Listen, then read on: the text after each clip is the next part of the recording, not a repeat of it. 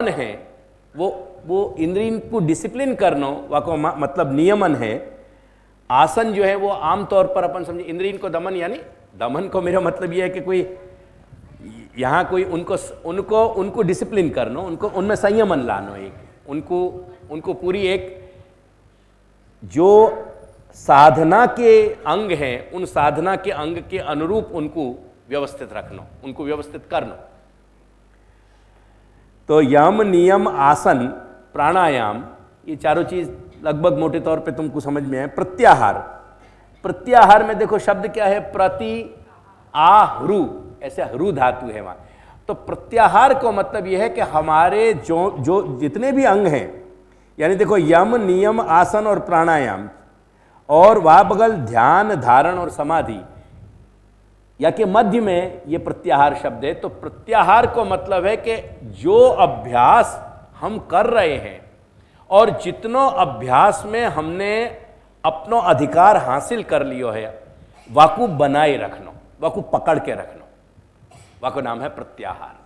प्रत्याहार को मतलब है, अगर वाकू आधुनिक शब्द में ट्रांसलेशन करूं तो अगेन वो मोटिव है, वो मोटिवेशनल फोर्स है जो हमारे साधना को बराबर जीवंत बनाए भय, वह में शिथिलता नहीं आने दे रही है, वो प्रत्याहार है। तो ये 8 अंग योग के हैं। अब या के लिए देखो भगवान क्या कह रहे हैं कि नैव किंचित करोमीति, मैं कुछ भी नहीं कर रहे हूं।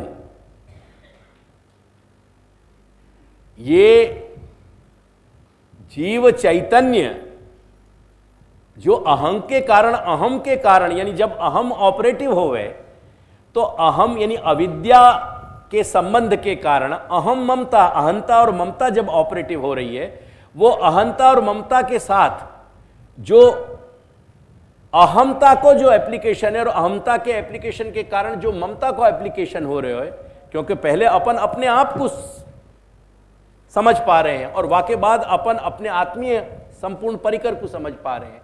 तो अहंता ममता की एप्लीकेशन के कारण जो फंक्शन हो रहे हो, भगवान कह रहे हैं कि वो फंक्शन अहंता ममता को वहां सीज हो गया, बंद हो गया।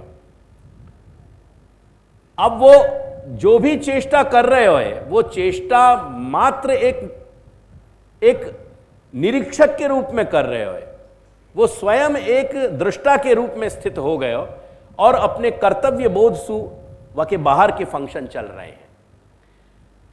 यानी मैं ये बात समझाना चाह रहा हूं कि बाहर की कोई प्रक्रिया वाकी डिस्टर्ब नहीं भाई है, अपने कोई भी कर्तव्य सु वो पलायन नहीं कर रहे हो। सांख्य को जो साधक है ना, वह सब कुछ छोड़ के कहीं ना कहीं जंगल में जाके बैठ जाना पड़ेगा, गंगोत्री यमुनोत्री पे जाके चलो जाना पड़ेगा।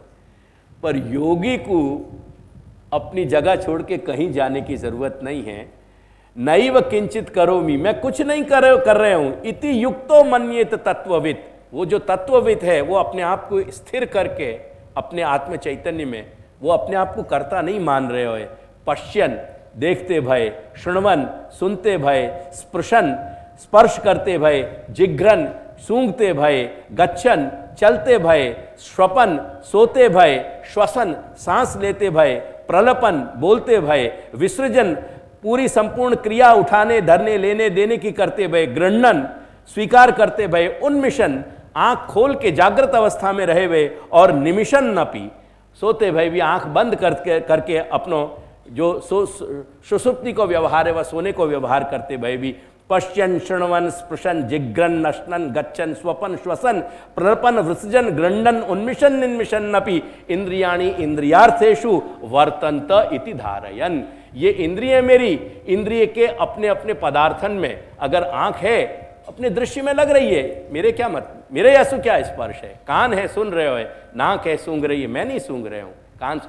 ये मोटे तौर पे कहनो और सुननो बड़ो अजीब लगे कि नाक है और सूंघ रही, नाक सूंघ रही है, मैं नहीं सूंघ रहे हूं। ये एक बड़ी विचित्र बात है। और याकू अगर कहीं कोई यानी साइकाइट्रिस्ट के सामने जाके कह रहे तो वो कह के स्प्लिट पर्सनालिटी है, देयर इज समथिंग रॉन्ग, ये स्प्लिट पर्सनालिटी है याकू। तो ये परिस्थिति बन जाए। पर ये बात जो तत्वविद की दृष्टि से जब देखेंगे ना कि जाने जो निरंतर ये अभ्यास कर रहे हो कि ये मैं नहीं सूंघ रहे हो, मेरी मात्र ये इंद्रियां है, वो इंद्रिय, क्योंकि इंद्रिय घ्राणेन्द्रिय को कार्य है कि वाकु जो है वो वाकु सूंघनो है, वाकई सूंघने की फैकल्टी वाकई है। यानी कर्म की चेष्टा करते भय भी जो व्यक्ति अपने आप को कहीं वाको करता नहीं मान रहे हो, ये अवस्था अपन सुन के समझ नहीं सके, ये अपनी मजबूरी है, क्योंकि अपन ने या कि कोई अनुभूति के स्पर्श लिए नहीं है। अगर अनुभूति के अपने स्पर्श हो ना, और यदि कहीं कभी कोई एक बहुत अरुंधति न्यायन, जो शाखा अरुंधति न्यायन में बताऊंगे, जैसे कोई तारे को देखना होए और वहां पेड़ की कोई डाल होए, अपन बतावें कि देखिए डाल के सीधे में देख देख वो तारा है वहां, तो वो जो नहीं दिखने वाला तारो है अपनी आंखन से इतने सुदूर अवकाश में वो दिखने लगे। ऐसी कोई दूर के उदाहरण से समझने को प्रयास करो।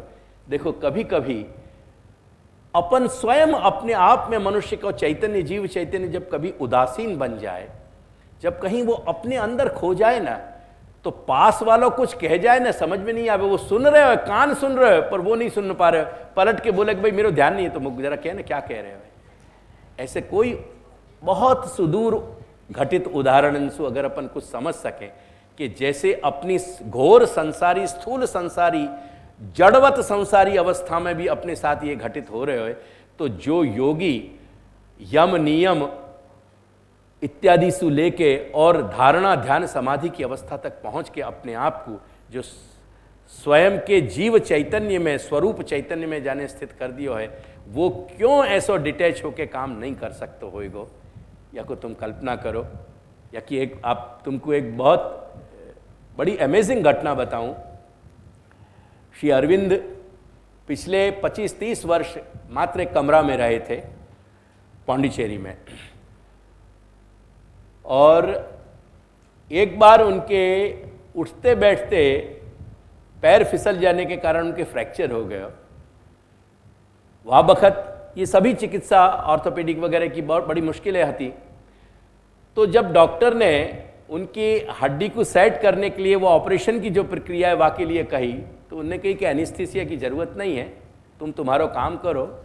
और जाबखत डॉक्टर हड्डी सेट करके, पाँव की हड्डी सेट करके वहाँ ने प्लास्टर चढ़ाए ना, at that time Shri Aurobindo अपनो लेखन कर रहे थे। तुम कल्पना नहीं कर सको, पर ये घटित घटना है, उनकी बायोग्राफी में लिखी हुई है। या कि तुम कल्पना करो कि मनुष्य अपने शरीर से कितनो डिटैच हो सके। हड्डी को सेट होनो, वो एनेस्थीसिया या लिए दियो जाए कि नहीं तो दर्द के मारे बेहोश हो जाए इंसान। ये घटना ऐसी सत्य है, तो मनुष्य के क्षमता को, जीव चैतन्य की क्षमता को अपन अपनी स्थूलता से माप नहीं सकें, इतना स्मरण रखियो। तो या लिए ये मैंने गीता के शब्द सुनाए कि देखो भगवान गीता में कह रहे हैं योगी के लिए कि तू ये सब कुछ कर सके, और करते भाई भी तू ये कुछ भी नहीं करेगो। तू देख रहे हो, सुन रहे हो, सूंघ रहे हो, सो रहे हो, बैठ रहे हो, जग रहे हो, सब सारे अपने संपूर्ण कर्म को, अपने कर्तव्य को कर रहे हो, पर नॉट नेसेसरली कि तू आंसू बंधो भय हो, तू वो सब कुछ करते भाई भी दृष्टा बन सके। ये स्थिति योगी की है। तो योगी को बाह्य त्याग की याली जरूरत नहीं पड़े, क्योंकि वाकई अंदर को आंतर त्याग इतना प्रबल होवे कि वो अपने जीव चैतन्य में स्थित होते भय माँ के प्रति भी कर्तव्य बजाएगो, बाप के प्रति भी बजाएगो, अपने और जो सहयोगी हैं उनके प्रति भी बजाएगो। जहाँ जो वाकई कर्म के कर्तव्य के जो बिंदुएं शेष हैं वो सबन को, वो अवशिष्ट चीजन को पूरा करेगा। और नॉट नेसेसरी ये हठयोग की प्रक्रिया में कहीं आसन इत्यादि के वो हैं, परंतु इनको एक सामान्य अभ्यास हर जगह बताया गया है, पर नॉट नेसेसरी। योग की फाइनल प्रक्रिया में अंतर चेतना के परिपाक होने को प्रश्न है। यदि अंतर चेतना ज्यादा अभ्यास से परिपक्व हो पाती हो तो ज्यादा अभ्यास जरूरी है, अगर कंपैरेटिवली कम अभ्यास से परिपक्व हो पाती हो तो कम अभ्यास की जरूरत है। हमें ऐसा जरूरी नहीं है। तो या कि बहुत सारी रेंज है या कि अस्तु।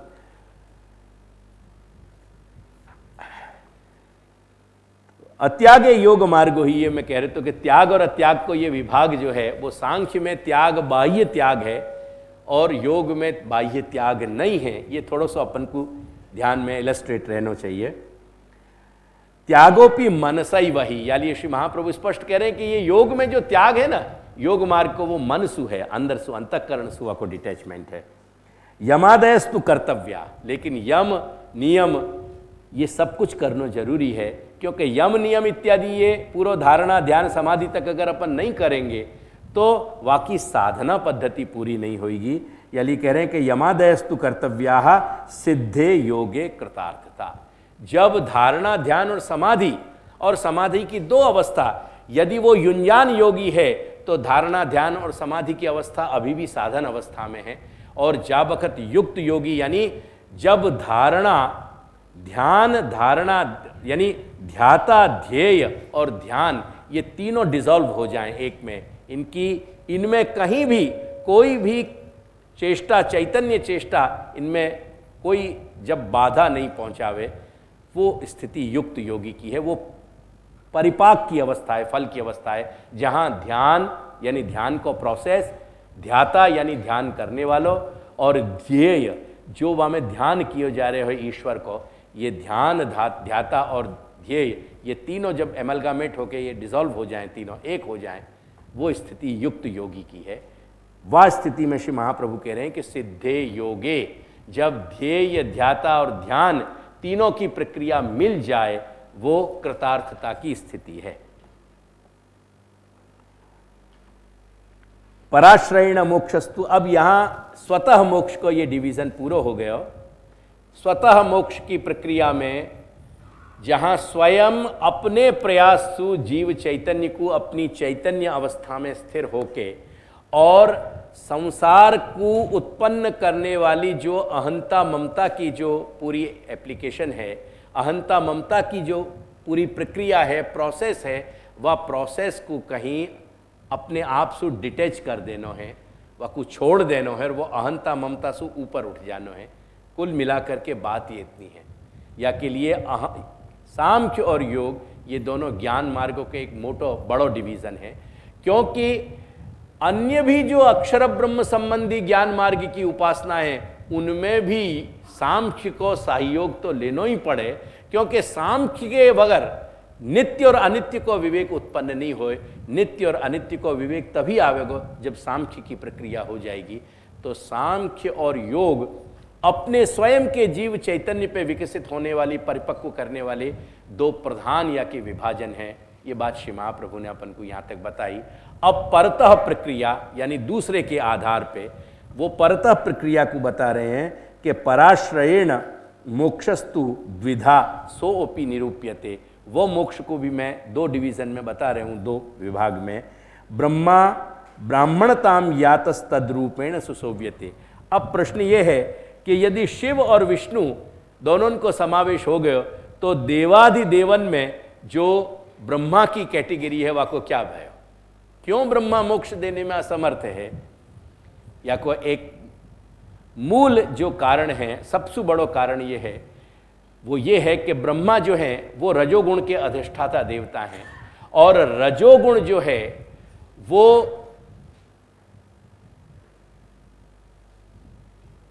प्रवृत्ति कराने वालों है, निवृत्ति कराने वालों नहीं है। और अगर ब्रह्मा स्वयं मोक्ष देंगे तो ब्रह्मा जा ऑफिस को प्रिसाइड ओवर कर रहे हैं, वो पूरा ऑफिस कोलैप्स हो जाएगा उत्पत्ति करने को। ब्रह्मा को पर्पस है, काम है मूल उत्पत्ति उत्पन्न करना। तो उत्पत्ति करने का जो प्रोसेस है ब्रह्मा को, वो ब्रह्मा को ऑफिस कोलैप्स हो जाएगा। ये दो या के मुख्य कारण है। अब आगे अपन और या की प्रक्रिया पढ़ ले रहे हैं। ब्रह्मा ब्राह्मणताम यातः तद्रूपेण सुशोभ्यते। देखो ब्रह्मा जो है वो ब्राह्मणता यानी ब्रह्म संस्था को प्राप्त होने के कारण मुख्य रूप से उनकी उपासना ब्रह्म वर्चस्व, ब्रह्म तेज के लिए की जाए है, ज्ञान के लिए की जाए है। उनकी उपासना, ब्रह्मा की उपासना भोग या मोक्ष के लिए नहीं हो सके।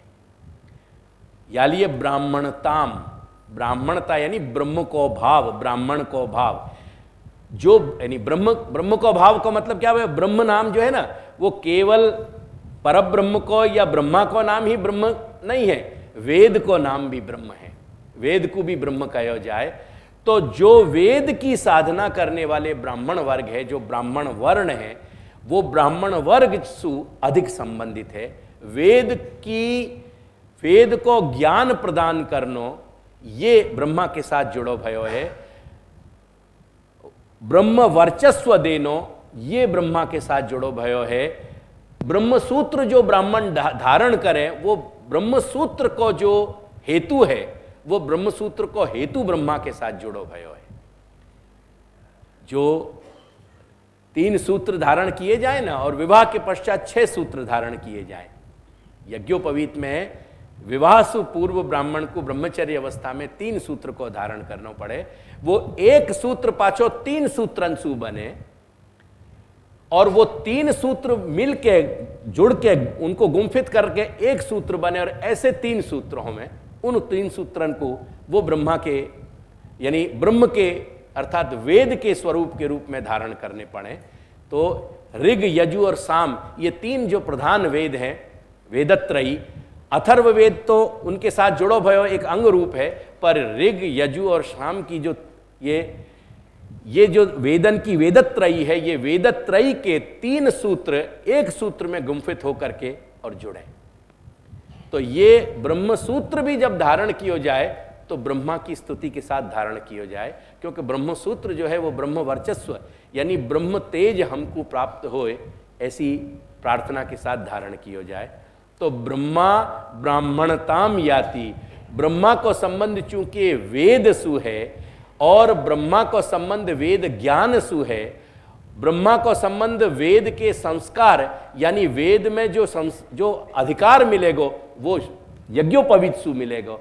यज्ञोपवीत के बगैर वेद में प्रवेश नहीं होवे करके ब्रह्मा को संबंध यज्ञोपवीत संस्कार सु जुड़ेगो, ब्राह्मणी संस्था सु जुड़ेगो, ब्राह्मण वर्ण सु जुड़ेगो। देयरफॉर इन टोटो ब्रह्मा ब्राह्मणताम याति, ब्रह्मा को संबंध ब्राह्मणता के साथ है, ब्राह्मणीय संस्था के साथ है, और देयरफॉर तद्रूपेण सुसेव्यते, ब्रह्मा की जो पूजा होवे है वो ब्रह्म वर्चस्व के हेतु सु होवे, ब्रह्मा की पूजा ब्राह्मण्य संस्था के हेतु सु होवे, ब्रह्मा की पूजा ब्रह्म वर्चस्व और वेद की दृष्टि सु होवे, ब्रह्मा की पूजा देयरफॉर न तो भोग के हेतु सु होवे न मोक्ष के हेतु सु होवे।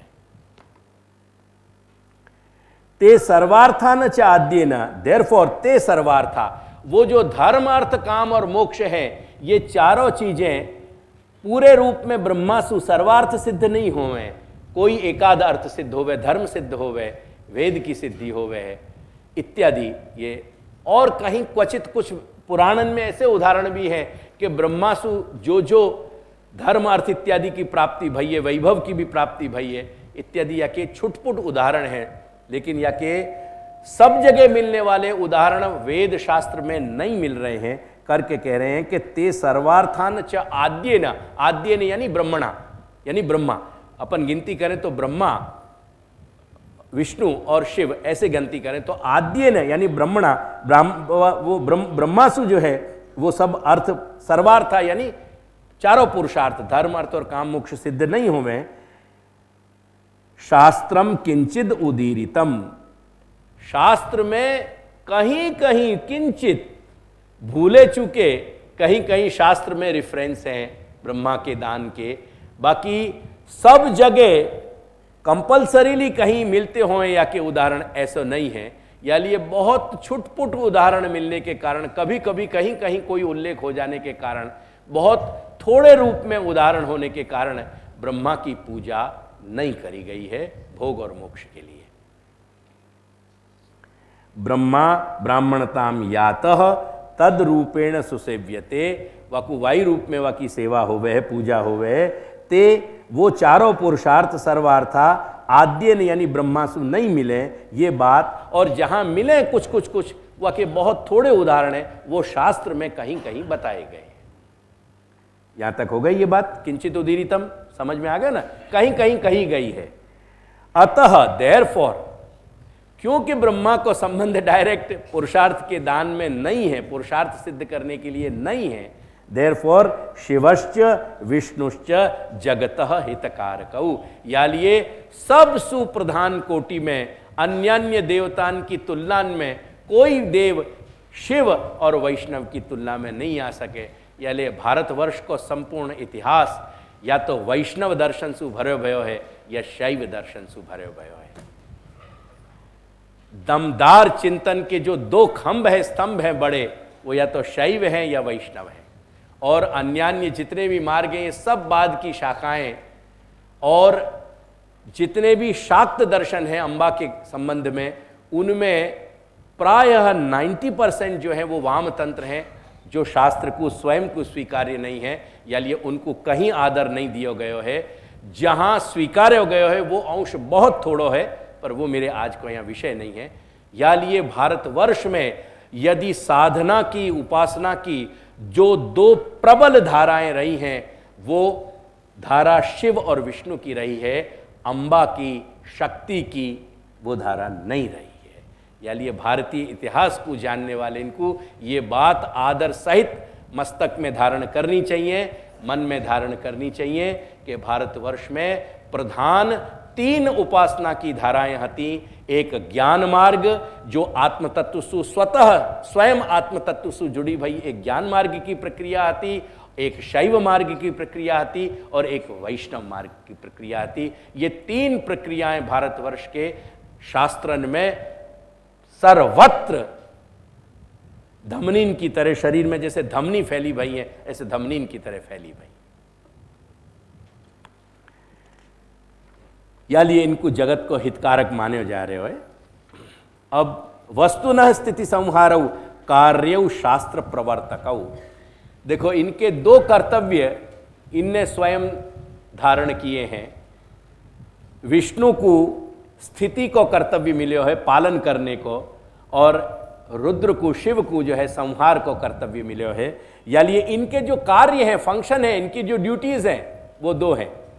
वस्तुनः, वस्तु मात्र को, एंटायर क्रिएशन में जो भी फंक्शन है, इनके एंटायर क्रिएशन के लिए दे आर मेड रिस्पॉन्सिबल।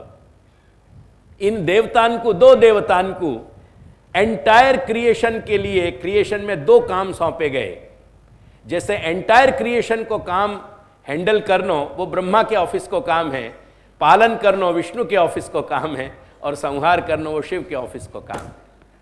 ये एंटायर पूरा अनंत कोटि ब्रह्मांडात्मक सर्जन की ये सारी प्रक्रिया मुख्य प्रक्रिया है। यलिए को एटे यो बर्ड्स आई, वो एक विहंगम दृष्टि से पैनोरामिक पॉइंट पर खड़े होकर देखो महाप्रभु की दृष्टि से मूल 3 धारा हैं, एक ज्ञान की धारा, एक शैव धारा और एक वैष्णव धारा। या में शिव और विष्णु ब्रह्मा चूंकि उत्पत्ति के जो है अधिष्ठाता देवता हैं, विष्णु जो है स्थिति के पालन करने के अधिष्ठाता देवता हैं, और शिव जो है वो संहार करने वाले, वाको वाइंड अप करने वाले जो है। आजकल देखो बहुत टेक्निकल एक्सपर्टीज चाहिए। 10-10, 20-20 माले की बिल्डिंग हो ना, आजू बाजू की कोई बिल्डिंग को नुकसान पहुंचाए भाई सीधो ताश के पत्ता की तरह बैठा दे में। और या के एक्सपर्ट हो में जिनकी फीस निर्माण करने वाले आर्किटेक्ट से ज्यादा हो गए, they are the most respected persons. तो संहार की प्रक्रिया को, कोई चीज को वाइंड अप करना, या के लिए बहुत बड़ी जो है सो क्षमता चाहिए।